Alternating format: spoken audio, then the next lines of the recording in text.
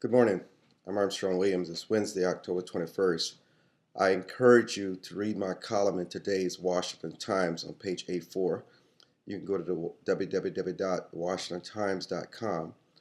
I had to revisit the Rush Limbaugh big lie and how he was ousted from consideration as a minority owner in the NFL franchise St. Louis Rams.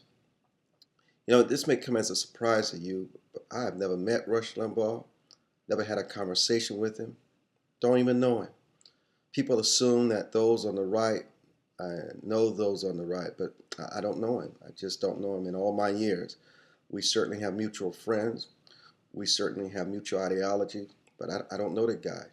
So I speak in my column today, and I speak this morning, not as a friend, not as an advocate, but there is a fact, and it's called the Limbaugh Big Lie, and that is that you can be a bigot in America as long as you are a bigot on the left. That's exactly right.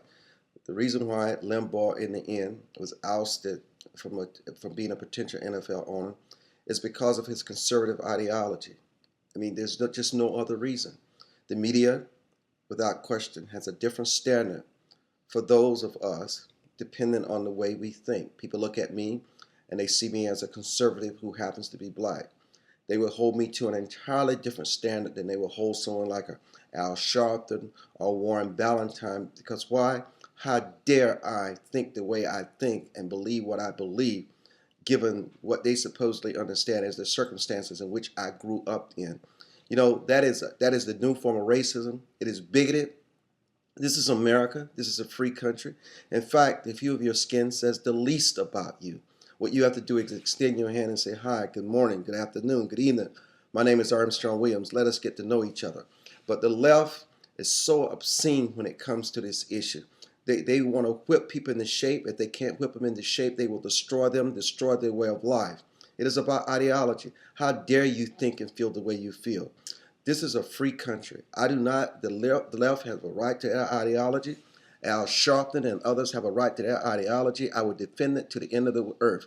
I just don't happen to believe it. I don't embrace it.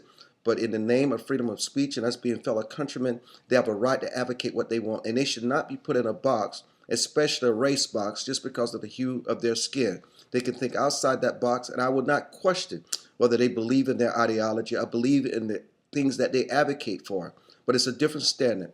You can be a bigot in America as long as you are a bigot on the left. That is the new racism ideology.